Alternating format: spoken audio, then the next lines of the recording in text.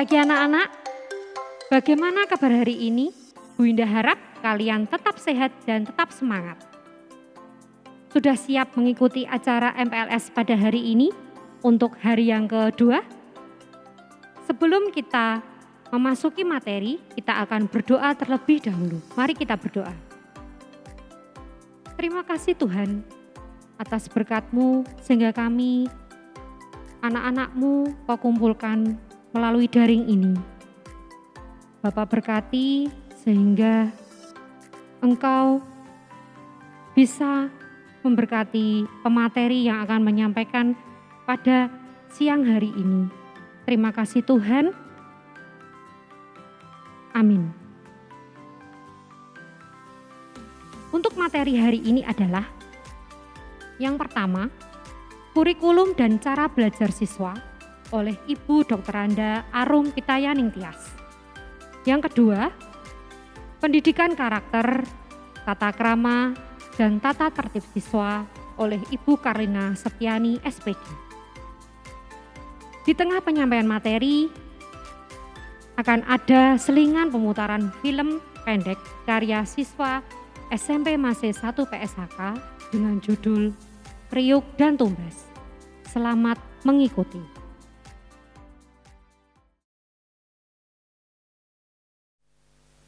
Selamat pagi anak-anak. Perkenalkan, nama saya Arum Pitayaning Tias, biasa dipanggil dengan Bu Arum. Di sini saya akan memberikan materi MPLS berupa program dan cara belajar di SMP Masei 1 PSKK. Materi ini terdiri dari program pembelajaran dan cara belajar. Untuk program pembelajaran itu kita nanti akan membahas mengenai kurikulum yang dipakai, mata pelajaran dan guru yang mengajar, banyaknya jam setiap mata pelajaran, dan penilaian yang diterapkan. Kita langsung saja ke materi. Kurikulum yang diberikan untuk kelas 7 adalah kurikulum 2013. Kurikulum ini dikembangkan berdasarkan faktor internal dan eksternal. Kurikulum yang proses pembelajarannya menyentuh 3 ranah, yaitu sikap, pengetahuan, dan keterampilan. Diharapkan hasil belajar melahirkan peserta didik yang produktif, aktif, inovatif, dan efektif. Anak-anak, sebelum kita lanjutkan, kita akan memperkenalkan dulu struktur organisasi sekolah. Kepala sekolah SMP Masei 1 adalah Ibu Titi Pulaningsih SPD. Wakil koordinator kurikulum adalah saya, Dr. Anda Arum Pitayaning Tias. Koordinator kesiswaan Ibu Karlina Septiani SPD. Koordinator Humas Bapak Yohanes Sumarno SPD. Koordinator Sarpras Bapak Agus Widarto. Kemudian ada Kepala Tata Usaha yaitu Bapak Yusuf Adi Winoto dan Bendara Sekolah Ibu Kristiana Amber Sari. Untuk guru-guru pengajar yaitu untuk pelajaran religiusitas. Anak-anak, untuk pelajaran agama mulai tahun ini diganti dengan nama religiusitas. Ini mencakup semua agama. Nanti kalian akan belajar religiusitas dipandu atau diajar oleh Ibu Unun Setiawati. PPKN Bapak Yohanes Sumarno SPD. Bahasa Indonesia itu ada 2 pengajar di sini, yaitu Ibu Dr. Anda Titik Rostiati dan Bapak Eko Triwaluyo. Untuk matematika, yang mengajar matematika adalah saya, Arum Pitayaning Tias dan Ibu Kristina Tri Rahayu SPD. Bahasa Inggris diampu oleh Ibu Agustina Rini SPD dan Ibu Nurjanah. IPA oleh Ibu Titi Polaningsih SPD, Ibu Karlina Setiani SPD, dan Ibu Kristiana Tri Rahayu SPD. IPS oleh Bapak Ridwan N. Danu Raharjo SE dan Bapak Alvan Ariwibowo SPD. Seni Budaya oleh Ibu Yohana Adeliasari SPD. Saya lanjutkan untuk pelajaran PJOK Bapak Nugroho Lesmianto SPD, prakarya oleh Bapak Agus Widarto dan Ibu Sri Rejeki. Nah, prakarya ini nanti akan diisi dengan ekonomi kreatif. Nanti akan ada penjelasan selanjutnya. Untuk bahasa Jawa, Ibu Ermina Sulastri SS. Untuk videografi, Bapak Mike dan Bapak Daniel. Saya lanjutkan. Selain Bapak Ibu guru yang ada di sini, juga ada petugas lain, yaitu tata usaha oleh Bapak Yusuf Adiwinoto dan Bapak Rofik Rohmawan. Bendahara Ibu Kristina Ambar Sari, pekarya Bapak Sukiman dan Bapak Hadi. Nah, anak-anak, kita masuk ke guru pengajar kelas 7, yaitu yang pertama religiusitas. Ibu Unun, itu 3 jam pelajaran 1 minggu. PKN Bapak Yohanes juga 3 jam. Bahasa Indonesia 6 jam. Bahasa Inggris 4 jam. Matematika 5 jam. IPA 5 jam, IPS 4 jam, penjas orkes 3 jam, seni budaya 3 jam, prakarya atau ekonomi kreatif 2 jam, bahasa Jawa 2 jam, videografi 2 jam, dan BK 2 jam. Kita lanjutkan. Program baru yang ada di sekolah kita. Untuk program baru yang ada di sekolah kita ada 2, yaitu ekonomi kreatif 4.0 dan videografi. Untuk ekonomi kreatif, yaitu pelajaran yang mengedepankan kreativitas, sumber daya, dan ide dari siswa untuk membuat perekonomian menjadi bergerak maju. Ini berguna untuk apa? Untuk perekonomian keluarga terutama. Untuk videografi adalah pelajaran yang mengedepankan bagaimana memanfaatkan gawe dengan benar. Kalian tahu toh yang dimaksud dengan gawe? Yaitu HP. Sehingga siswa bisa menjadi konten kreator yang baik. Jelas ya? Nanti akan diampu oleh 2 orang. Anak-anak, saya lanjutkan. Jumlah jam jika pelajaran normal, yaitu kalau kita masuk setiap hari masuk seperti dulu sebelum ada pandemi, itu seminggu ada 45 jam. Tapi karena di sini sekarang ini belum bisa dilakukan dengan yang 45 jam, maka pembelajaran karena ada pandemi, pelajaran berupa daring. Jumlah jam seluruhnya adalah 18, yaitu hari Senin sampai dengan hari Sabtu masing-masing 3 jam. 1 jam untuk setiap mata pelajaran adalah 60 menit. Dan Pelajaran dimulai pukul 7.30 sampai dengan 10.30 setiap hari. Dengan catatan, untuk pelajaran bahasa Indonesia, matematika, bahasa Inggris, dan IPA, seminggu ketemu dengan Bapak Ibu guru di situ 2 kali. Kemudian ditambah dengan ekstrakurikuler wajib yaitu pramuka. Jadi semuanya 18 jam. Untuk jumlah jam pembelajaran new normal. Jumlah seluruhnya dalam 1 minggu ada 16 jam. Hari Senin sampai dengan hari Kamis, masing-masing 4 jam. Dan setiap 1 jam adalah 30 menit.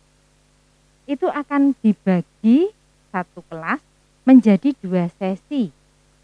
Sesi yang pertama dimulai dari pukul 7 sampai dengan pukul 9. Sesi yang kedua dari pukul 10 sampai dengan pukul 12. Jadi ada jeda antara sesi 1 dan sesi 2 1 jam. Harus dengan prokes yang benar. Sekarang kita akan bicara mengenai penilaian. Anak-anak, setiap guru mata pelajaran akan menilai. Yang pertama adalah akhlak dan kepribadian. Kemudian yang kedua adalah ilmu pengetahuan. Akhlak dan kepribadian disimpan di buku jurnal guru. Jadi setiap guru mempunyai jurnal yang khusus untuk menilai akhlak dan kepribadian.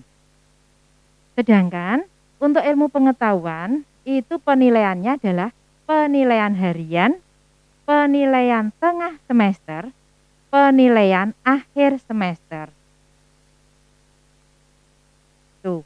Kemudian untuk keterampilan ada keterampilan portofolio, proses, produk, dan proyek. Penilaian akhlak. Penilaian akhlak terdiri dari sopan santun, kejujuran, kegiatan religiusitas, dan kebersihan. Nanti akan dijabarkan lebih lanjut oleh guru religiusitas. Kemudian penilaian kepribadian itu nanti yang menilai masing-masing guru.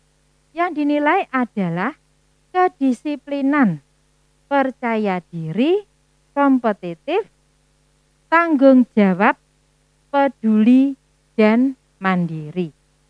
Bagaimana kalian bisa berlaku seperti itu? Itu nanti dinilai. Penilaiannya adalah penilaian kepribadian. Untuk penilaian pengetahuan, penilaian harian atau sering disebut dengan PH terdiri dari ulangan harian dan tugas. Saya ulangi, ulangan harian dan tugas. Ulangan harian diadakan jika siswa sudah menempuh sedikitnya 1 KD.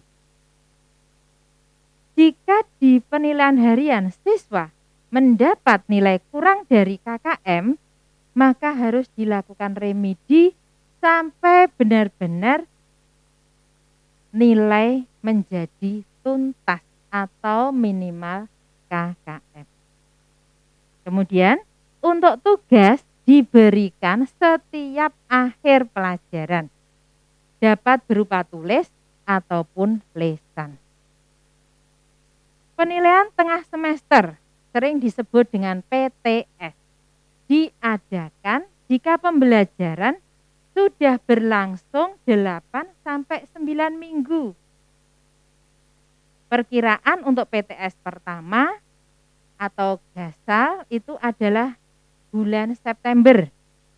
Untuk PTS semester genap itu bulan Maret. Kemudian PTS ini juga dilakukan remedi jika nilainya di bawah KKM. Jadi kesempatan kalian untuk mendapat nilai baik sangat mungkin sekali.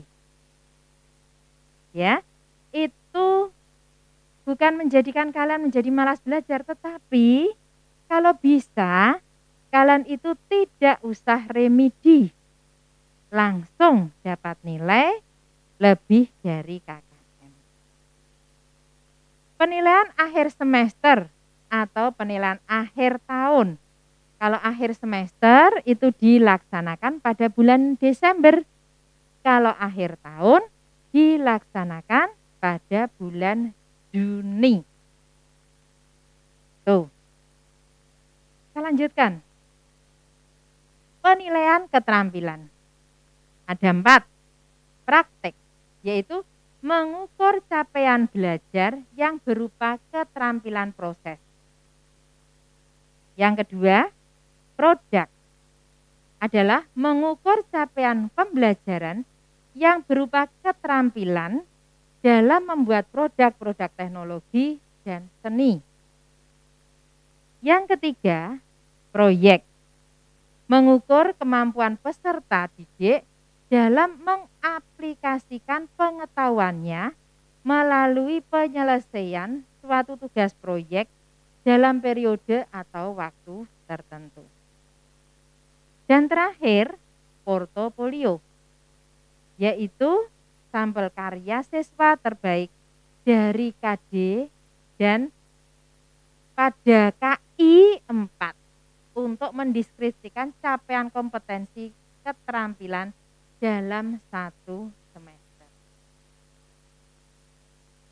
Anak-anak, saya akan melanjutkan ekstrakurikuler yang ada. Pada waktu kemarin, pada waktu normal, belum ada pandemi, ekstra banyak sekali. Yaitu ada ekstra pramuka, paduan suara, vokal grup, jetkundo, futsal, basket, bahkan keterampilan. Tetapi di sini karena belum normal, maka yang ekstrakurikuler yang ada dan wajib diikuti adalah pramuka. Itu harus mendapat nilai B atau baik. Adalah syarat supaya bisa naik kelas. Tadi kurikulum sudah. Sekarang adalah cara belajar efektif. Bagaimana cara belajar efektif pada waktu pandemi ini? Ada 4 cara. Ini mohon diperhatikan baik-baik. Supaya apa? Supaya kalian itu benar-benar bisa belajar sesuai dengan yang diharapkan oleh pemerintah walaupun dengan cara daring. Yang pertama adalah menentukan suasana ruang untuk belajar. Menentukan suasana ruang untuk belajar, yaitu pilih ruang belajar yang tidak menjadi satu dengan kamar tidur. Jangan tertawa. Hampir semua anak biasanya memilih ruang belajar yang bersamaan dengan tempat atau kamar tidur. Itu kurang bagus. Jadi mulai sekarang pilihlah tempat belajar yang tidak bersatu dengan kamar tidur. Kemudian yang kedua, siapkan tempat yang nyaman dan tidak berisik sehingga belajar lebih efektif. Karena apa? Karena minim gangguan. Cara efektif belajar yang kedua adalah menganggap sekolah daring sama dengan sekolah offline. Tahu maksudnya? Artinya, walaupun ada daring, kalian tetap yang pertama, bangun pagi seperti pada waktu sekolah biasa. Kemudian mandi dan sarapan siapkan buku sesuai dengan jadwal pelajaran, siapkan HP-mu atau gawemu untuk sekolah daring ini, pastikan HP dalam kondisi baik. Dan jangan lupa mencatat materi yang diberikan. Cara yang ketiga, jangan nyambi. Tahu ya yang dimaksud dengan jangan nyambi? Yaitu tidak melakukan hal lain selain belajar. Contohnya, pada waktu jam pelajaran jangan main game, jangan nonton film, dan sebagainya. Jadi fokus hanya belajar saja. Kemudian, menciptakan suasana belajar lebih konsentrasi dan efektif. Kalau kalian tidak main-main dalam belajar. Yang keempat, sosialisasi dan komunikasi sebagai sarana merefresh otak. Anak-anak, tentunya pelajaran daring beda dengan pelajaran pada waktu PTM. Kalian bisa ngobrol dengan temannya. Tetapi di sini kalian tidak bisa ngobrol karena masing-masing dari rumah sendiri-sendiri. Maka di sini bersosialisasilah dengan teman-teman. Dengan cara apa? Ya dengan cara video call ataupun WA. Kan kalian tahu nomor teman-teman kalian sehingga kalian bisa mengadakan komunikasi melalui itu semua. Yang hasilnya adalah apa? Bisa merefresh otak sehingga dapat lebih efektif untuk belajar. Ya, di sini saya akan menutup ini semua dengan pertanyaan. Pertanyaannya nanti kalau kalian sudah mendengar pertanyaan ini, kalian jawab kemudian jawabannya dikirim ke WA saya. Oke?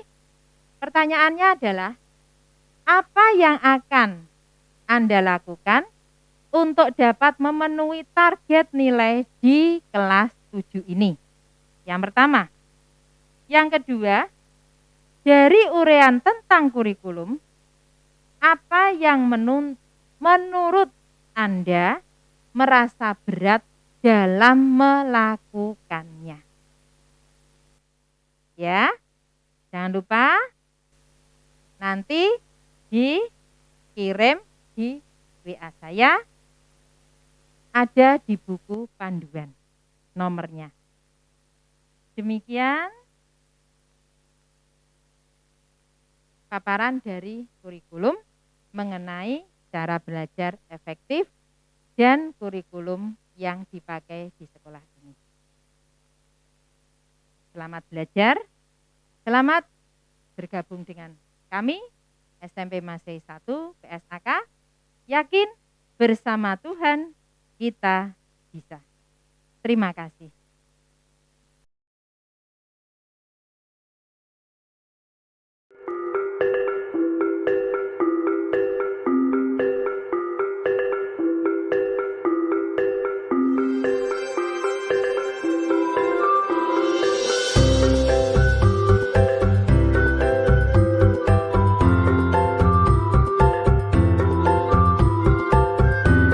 Selesai.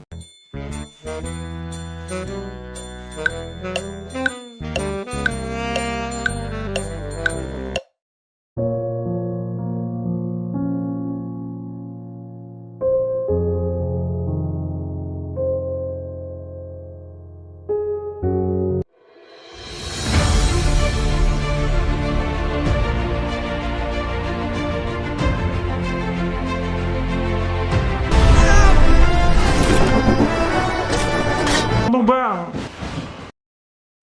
Yongki. Lah, ono apa kayak mae? Kenapa, Mak? Yongki rene ale, mae njaluk tulung. Hah?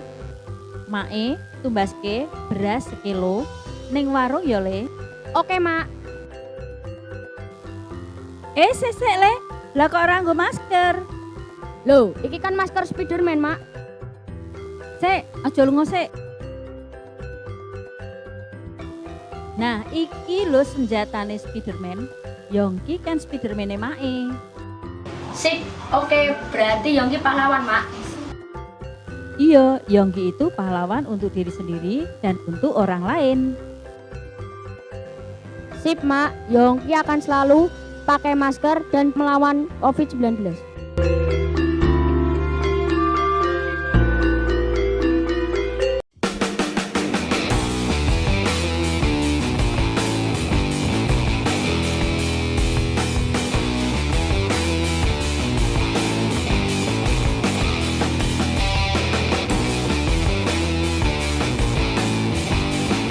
Tombas.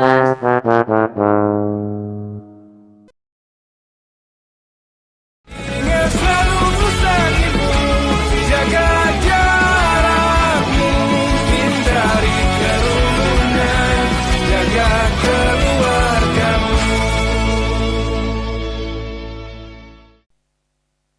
Selamat siang anak-anak yang saya kasihi. Di hari kedua sesi yang terakhir ini, saya, Bulina, akan menyampaikan tentang karakter siswa, tata krama, dan tata tertib sekolah. Kemarin, Pak Yo sudah memaparkan tentang karakter. Perlu anak-anak ketahui bahwa pendidikan karakter itu telah menjadi perhatian dari berbagai negara dalam rangka mempersiapkan generasi yang berkualitas. Bukan hanya untuk kepentingan individu, tetapi juga untuk kepentingan warga masyarakat secara keseluruhan.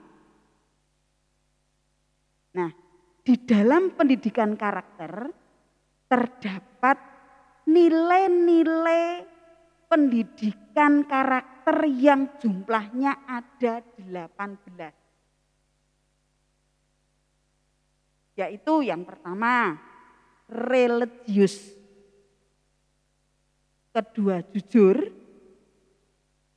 Toleransi, disiplin, kerja keras, kreatif, mandiri, demokratis, rasa ingin tahu, semangat kebangsaan, cinta tanah air, menghargai prestasi, bersahabat atau berkomunikatif, cinta damai, gemar membaca, peduli lingkungan, peduli sosial, dan bertanggung jawab. Tuh, 18 butir nilai-nilai karakter. Nah, di dalam karakter terdapat 9 pilar karakter. Yang pertama yaitu karakter cinta Tuhan dan segenap ciptaannya. Yang kedua, kemandirian dan bertanggung jawab. Yang ketiga, jujur. Yang keempat, hormat dan santun. Yang kelima, dermawan, suka tolong menolong, ya, bergotong royong atau bekerja sama. Yang keenam, percaya diri dan pekerja keras. Yang ketujuh, kepemimpinan dan keadilan. Yang kedelapan, baik dan rendah hati. Dan yang terakhir, kesembilan, adalah toleransi, kedamaian, dan kesatuan. Itu 9 pilar pendidikan karakter. Ingat, karakter akan mencerminkan pribadi diri sendiri. Oke, kita lanjut ke tata krama. Karena karakter juga tidak bisa keluar dari tata krama. Tata krama itu apa? Tata krama berasal dari kata tata, yang artinya aturan, kaidah, atau susunan. Sedangkan krama itu berarti ragam hormat. Jadi tata krama bisa diartikan sebagai aturan atau kaidah sopan santun. Dan aturan itu ada yang tertulis dan ada yang tidak tertulis. Tujuannya untuk apa? Yaitu untuk saling menghargai, menghormati, dan melayani sehingga pergaulan itu menjadi menyenangkan. Nah, di dalam tata krama ada dasar-dasar dari tata krama, yaitu sopan santun, memberi perhatian pada orang lain, menjaga perasaan orang lain, menepati waktu dan janji, memiliki rasa toleransi, menguasai diri, dan berusaha memahami orang lain. Apa sih manfaat dari tata krama? Manfaat dari tata krama itu yang pertama supaya kita bisa disegani, ya, dihormati, disenangi. Kita memberi keyakinan pada diri sendiri di setiap situasi. Kita dapat memelihara lingkungan, menciptakan suasana yang baik, suasana yang kekeluargaan, baik di sekolah maupun di rumah dan di masyarakat. Nah, yang perlu diperhatikan dalam tata krama yaitu ada 3 hal. Tata krama dalam berbicara, tata krama dalam berpakaian, dan tata krama makan minum. Tata krama dalam berbicara itu apa? Contohnya, kalau kita berbicara itu seperlunya saja, tidak boleh bertele-tele. Jangan menyinggung perasaan orang lain, ya. Jangan berlagak sombong, jangan menyindir, jangan merendahkan orang lain. Tetapi kita harus berbicara jujur. Dan jangan lupa mengucapkan terima kasih kepada setiap pertolongan dari orang lain. Selalu mendengarkan nasihat dari orang lain, ya. Tidak boleh menyela pembicaraan orang lain. Apalagi kita itu bicara ketus, omong kotor, omong kasar, ya, itu tidak boleh. Harus ada tata krama di dalamnya. Gitu ya, paham untuk tata krama? Oke.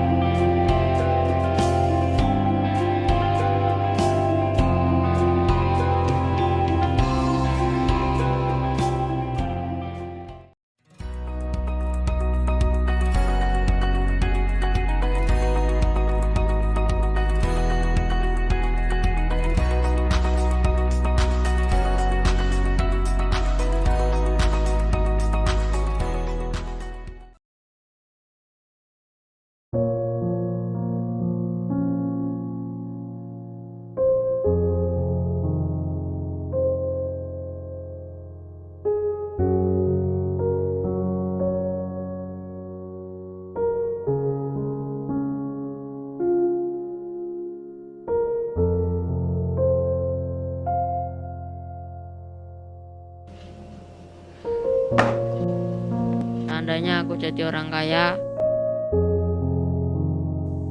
pasti aku bisa makan ayam, ikan, semua pasti serba bahagia.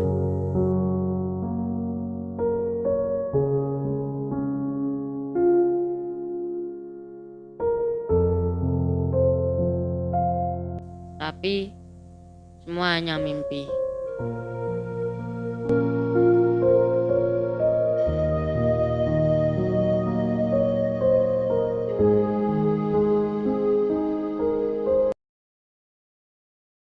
Hai, selamat pagi pendengar Radio Masai FM.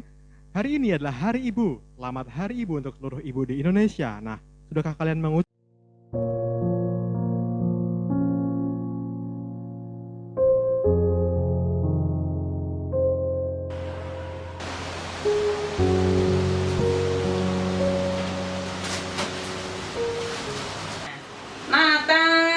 Nathan, ini loh ibu belikan makan siang nak. Bajunya sobek lagi, Bu.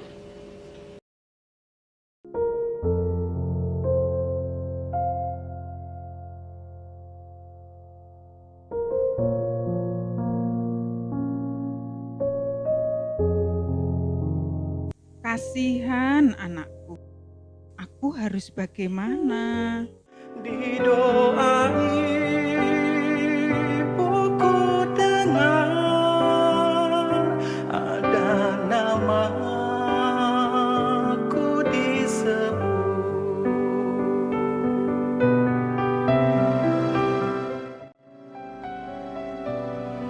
Tidak seharusnya aku begini. Kasihan ibuku. Maafkan aku ya, Bu. Seringlah ini ku kenang di masa yang berat, dikala hidup mendesak.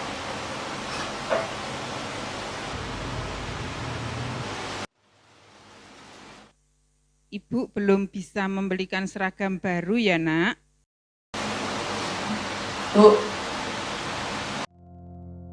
Bu, selamat Hari Ibu. Terima kasih ya anakku. Nah, sekarang kita berdoa dulu ya sebelum makan. Tuhan, aku mengucap syukur atas kasih setiamu sampai saat ini.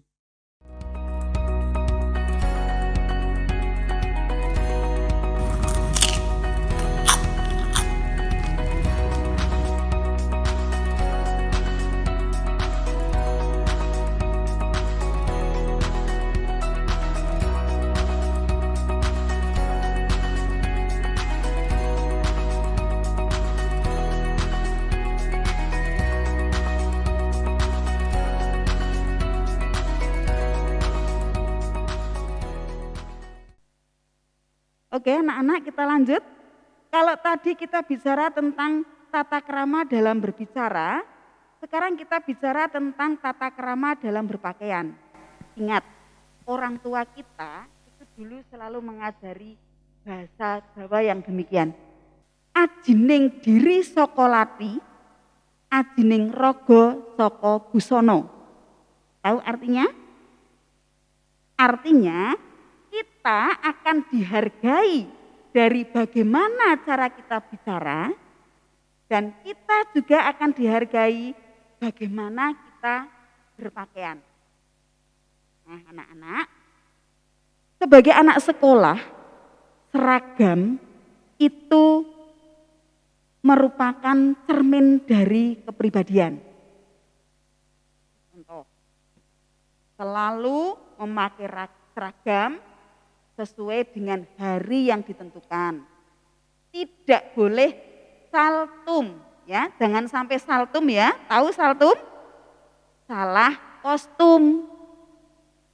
Berpakaian semestinya. Jadi kalau kamu berada di sekolah, belajar di sekolah, menggunakan seragam sekolah. Kamu pesta, ya pakai pakaian pesta. Jadi disesuaikan dengan tempat. Ya, karena apa? Saya selalu ingatkan kalian, seragam sekolah itu mencerminkan diri kalian masing-masing. Bagaimana cara kalian menggunakan seragam. Dan itu akan menampilkan citra alma mater. Anak-anak, jika kalian nanti sudah tatap muka, ya, karena sekarang kan masih daring, masih PPKM. Jika nanti sudah tatap muka, ingat, ini saya sampaikan sekarang. Ada beberapa seragam yang harus kalian pakai.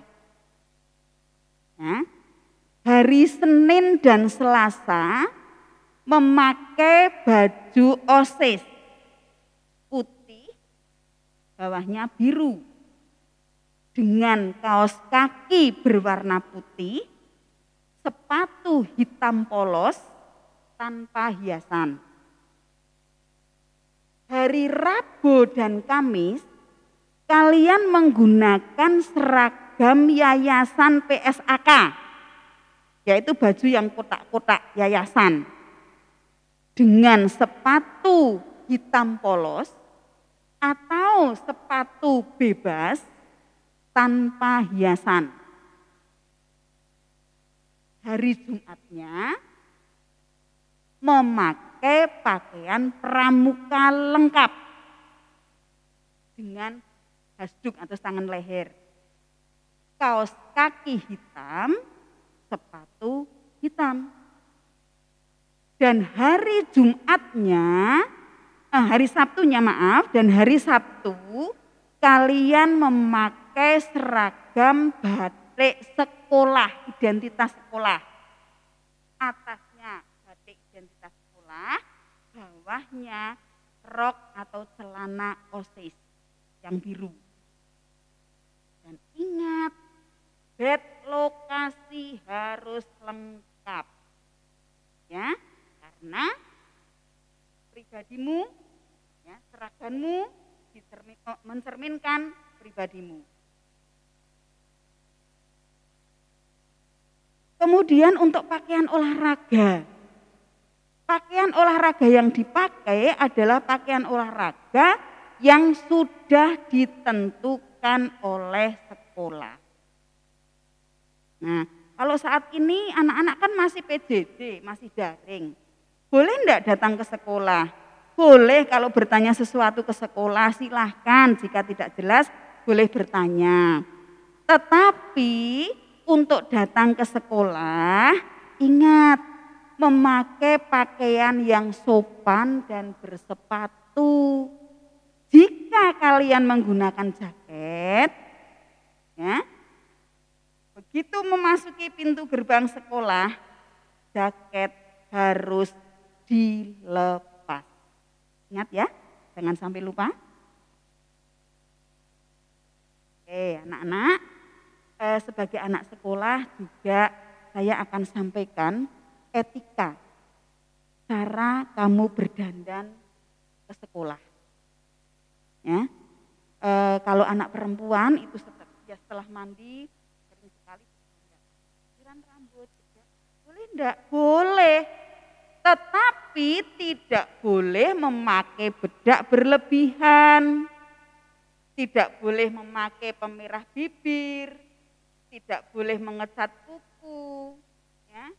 Rambut disisir rapi, jika panjang diputer supaya tidak mengganggu kamu belajar. Itu nanti kalau kamu sudah tatap muka di sekolah.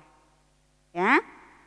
Pakaian yang digunakan, seragam yang digunakan itu harus masuk ke dalam celana atau ke dalam rok dan memakai sabuk polos dari sekolah.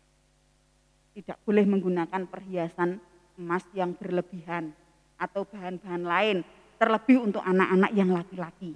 Ya, tidak boleh menggunakan perhiasan.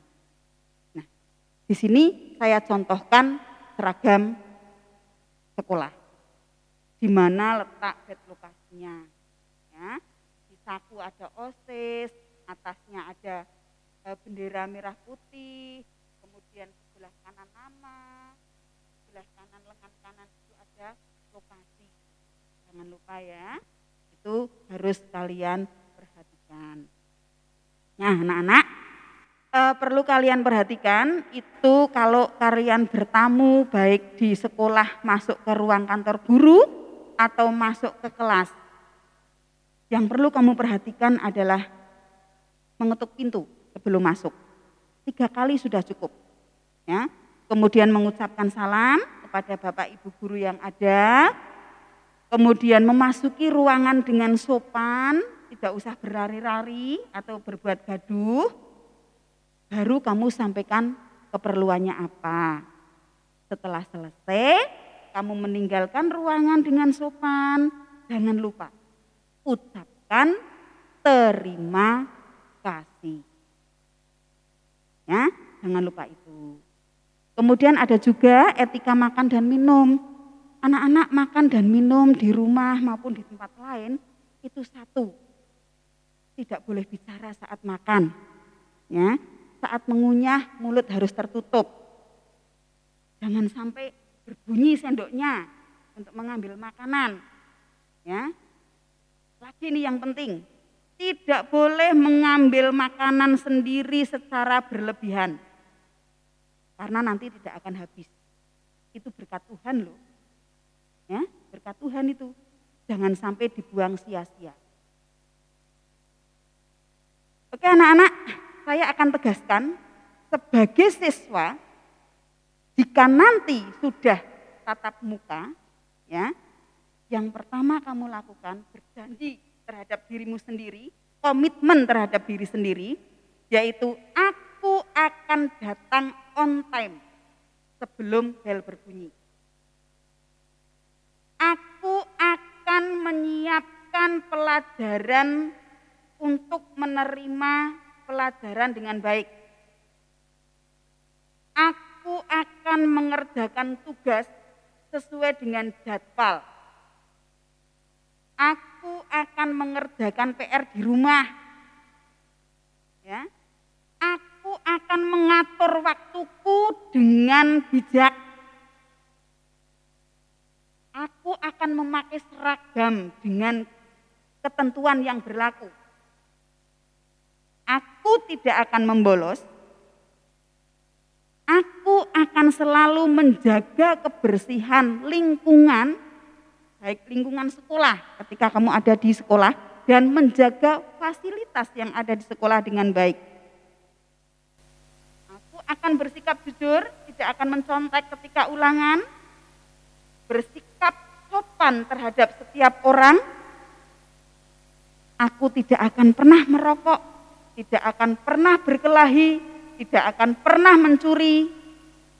Aku akan selalu menghormati Bapak, Ibu, guru dan karyawan, atau orang yang lebih tua dari aku. Dan aku akan mengikuti kegiatan di sekolah dengan baik. Yang terakhir, anak-anak, kalian tahu dari tanggal 3 sampai 20 Juli itu pemerintah menetapkan adanya PPKM darurat. Maka tidak mungkin kita akan tatap muka. Kita akan melakukan PJJ, pembelajaran jarak jauh. Ya. Untuk pembelajaran jarak jauh, anak-anak kita menggunakan media sosial. Nah, ini ada aturannya dalam penggunaan media sosial. Perlu kalian perhatikan. Yang pertama, ketika berkomunikasi lewat media sosial, itu harus sopan. Memahami semua aturan yang diberikan oleh Bapak Ibu guru. Nah, itu kamu harus perhatikan. Kemudian, semua siswa wajib, saya tegaskan lagi, semua siswa wajib mengikuti pembelajaran melalui media sosial sesuai dengan jadwal yang sudah ditentukan.